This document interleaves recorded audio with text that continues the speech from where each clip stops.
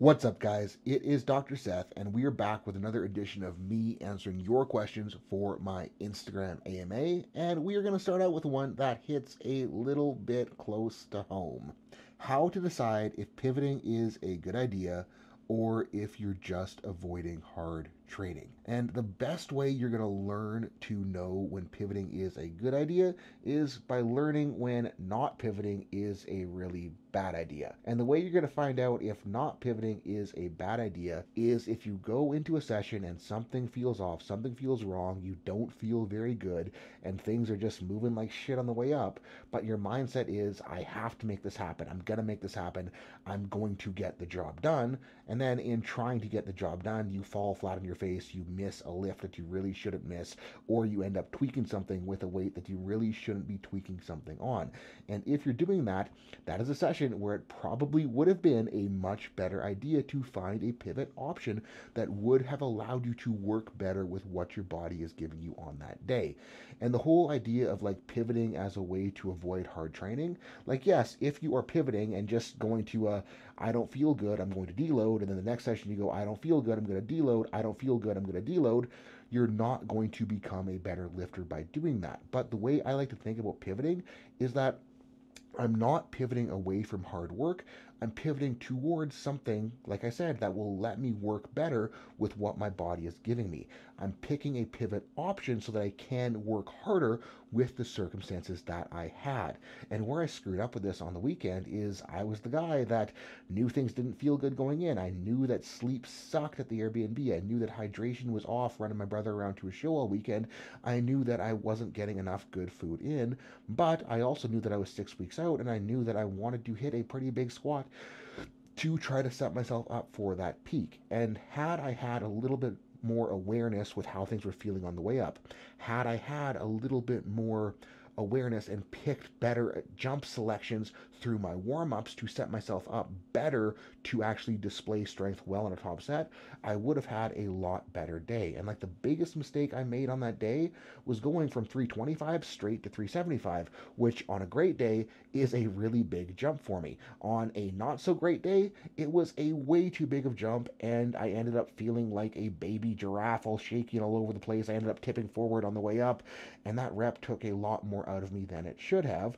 And at that point, I realized shit was bad, and I took a smaller jump to 390, but it was already too late. I missed 390, and that day ended up feeling like a giant bag of ass and took a big hit out of my confidence, which I really didn't want to have at this 6 week out point. And had I just taken, cut the ego out, went 355 after 325, made 355 at least okay, I could have taken another jump and done better, or I could have realized that, hey, 355 doesn't feel right. I should probably just call it on the day and move on and do something more productive for myself in the big picture. But I ended up smashing my asshole and feeling like a bag of dicks and kind of phoning in accessories because I was so fatigued after that miss, which made that training session not a total loss, but it definitely wasn't as good as it could have been. And had I pivoted to something, whether that be better attempt selection on the way up, or even just pivoted away from a comp squat just so I had no number expectations, I could have at least done better and been more productive on that day. So it's not like pivoting is a way to make things easier, it's a way to make things better with the circumstances that you are given. And again, the best way you're going to learn when to pivot is by screwing up like I did, because by screwing up, you're going to remember that screw up and you're hopefully going to be able to make a better decision the next time around. And the next question is one that I'm going to try to be nice about, but at this point, this question annoys the shit out of me because it is one that I've literally, no exaggeration, made over 100 Instagram Reels, stories, posts about, made 3 or 4 long form YouTube videos on, and I got to remember that people still asking this question is reflective that I'm getting a lot of new followers, not that people aren't paying attention. So I'm going to answer this one for you guys today, just hopefully so that more people don't keep asking me this question because I have put it out there many times. So, question 2, tips for managing elbow and shoulder pain from low bar squats. And if we're having elbow and shoulder pain on low bar squats, It really just means that our elbows and shoulders are not prepared for low bar squatting. It doesn't mean that the squat bar is bad for your shoulders. The lifters that think the squat bar is bad for their shoulders are the lifters that have incessant elbow and shoulder pain because they just blame the bar and never do anything about it. And what doing something about it is going to look like is making sure that we actually have the space to get under the squat bar so we're not cranking our elbows and shoulders into ranges of motion that they are not prepared to access. The other side of that is making sure that we have the strength to support the bar in this position. So again, we're not cranking our elbows and shoulders with more load than they are prepared to handle. And two things that are really going to help people with this are, number one, just spending time with a PVC pipe or a broomstick on your back in this position, moving around, creating tension, pushing into it, doing behind the neck presses, just to make sure that you have access to that space. Number two is, if we want to actually make it strong, I guess it's going to be 2 and 3 because I'm going to give you two things that we can do.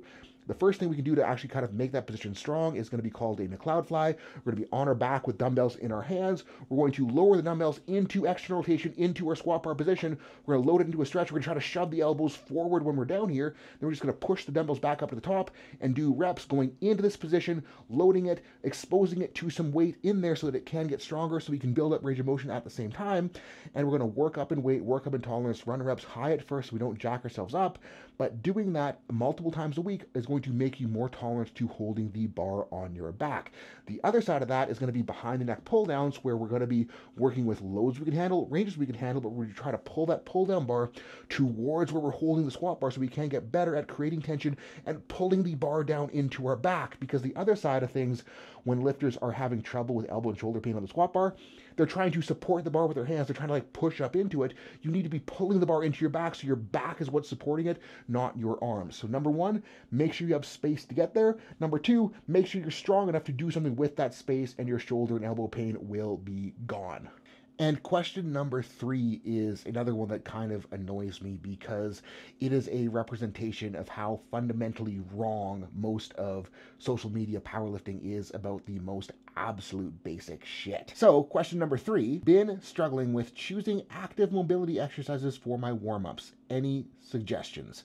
And the reason I say that this is a representation of how wrong powerlifting social media is about basic shit is that everyone wants to do mobility during their warm-ups. The goal of a warm-up should be to make sure that you are prepared to train, and if you need to do mobility work, you need to be scheduling dedicated time to improve flexibility away from your training, because if the only place you're trying to do flexibility work is in your warm-up, it is not going to be enough, and it's not going to have enough time to actually take hold so that you can then display that flexibility in your training. So if you need to work on flexibility away from your strength training sessions, or even within your strength training sessions by accessing range of motion with load. And when it comes time to warm up, just pick exercises that let you feel good so that you feel like you're ready to get under the bar. Now, where there is some confusion is sometimes if you really are lacking flexibility, you might need to prime those ranges before you use them. But the goal of the warm-up is not to increase flexibility. The goal of the warm-up is to improve your training. And then the goal of the flexibility work away from training is to actually increase flexibility. So guys, your warm-up is for warming up. Flexibility work is for getting more flexible.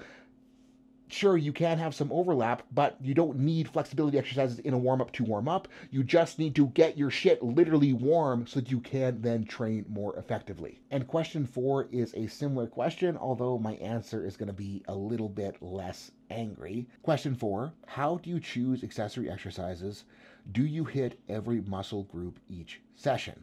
And no, I don't hit every muscle group each session, mainly because I'm not training full body. I basically train where I have days dedicated to bench and I have days dedicated to squats and deadlifts. So on those bench days, I'm going to have muscle groups that I will hit every session, like my triceps, like my lats, to make sure that my bench is supported. But the exercise selection within those body parts will be decided based on what I'm feeling during my training. So depending on what I feel like I'm missing on bench, depending on what I feel like needs work on bench, I'm going to target my accessories towards what I feel like is missing. And 2 recent examples is, you guys have seen me doing dumbbell key presses where I'm rotating in and really trying to pull the chest up high. I'm doing that as my primary press accessory because I feel like I'm missing that ability to really pull in and pull into the bar and get my upper back engaged in my bench. So I'm trying to do an accessory that will help me find that on bench. Another thing that I feel like I'm missing on bench right now is my hard bar spread. So I've been doing a lot of rolling extensions, and I've been doing a lot of take presses to really find that elbow snap through so that I can have that bar spread up to lockout. When it comes to squats and deadlifts, I have a similar philosophy where I have the things that I know I need to hit in order to support my squat and deadlift, but I also then will tailor the exercise selection towards what I am feeling on the day. And I've been doing a lot of thoracic extension rowing to support my deadlift because right now I feel like since I tore my pec, my ability, again, similar to bench, my ability to really scoop through to finish my lockout on deadlift is missing. So I'm doing a lot of heavy chest supported rows where I'm letting myself round over and then I'm trying to arch as I pull. For my squats, I feel like the biggest thing that I've been missing on my squats right now is my torso strength to support my brace. So I've really just been hammering the shit out of heavy loaded ab work in order to support that.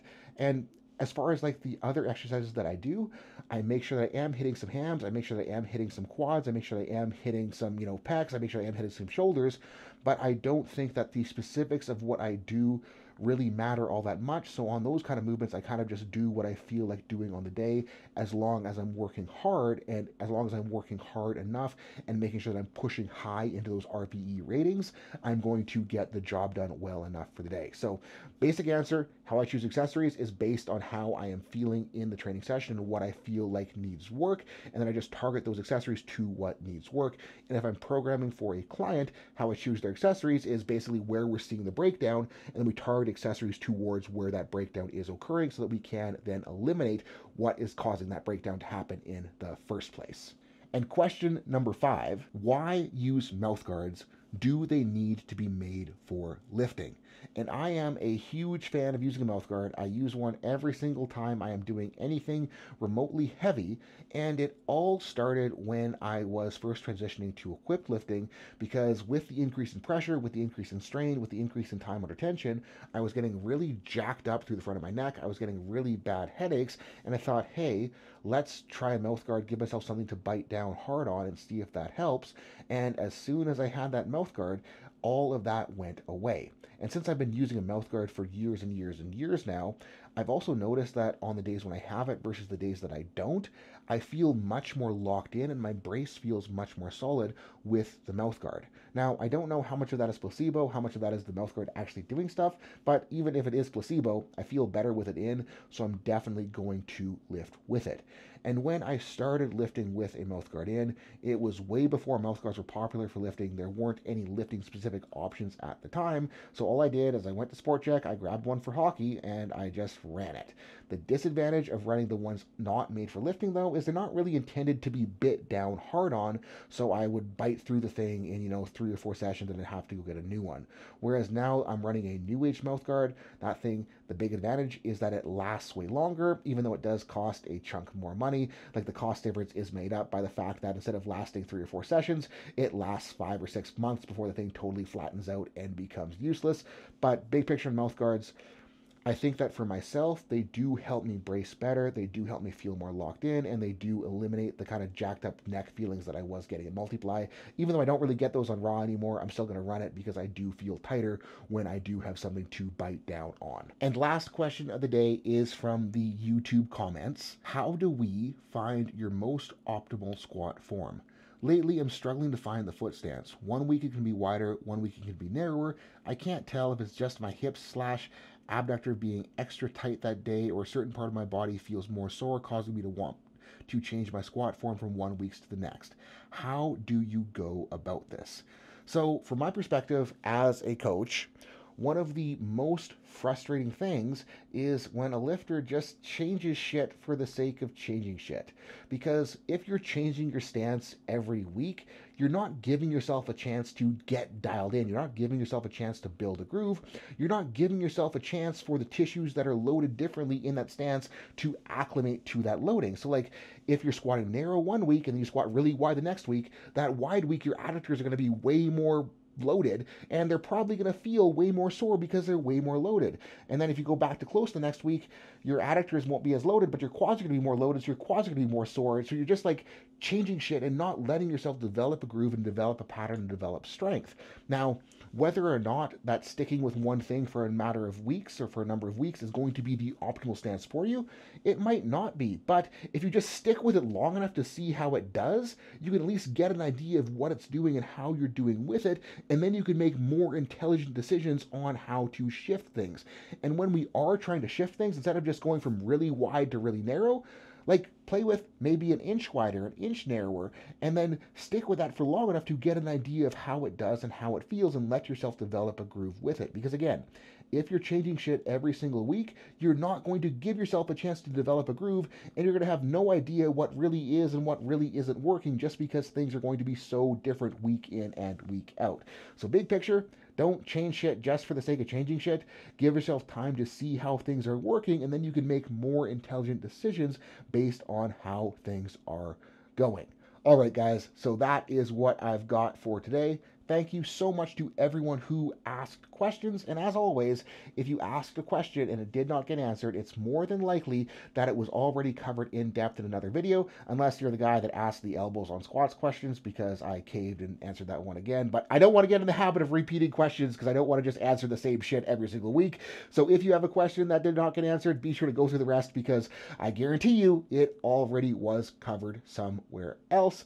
So guys, thank you again so much for watching, and as always, these AMA videos are sponsored by my Making Conjugate Work for Raw Powerlifting lecture series, where the whole goal is to give you guys a phenomenal understanding of the principles that underlie conjugate periodization, so that you can then apply them to the context of a raw off-season and a raw meet prep, so that you can become a better lifter and a coach, even if you don't train conjugate. Understanding these principles and understanding how you can fit them into your training system will make you better at lifting and coaching, so go check that out.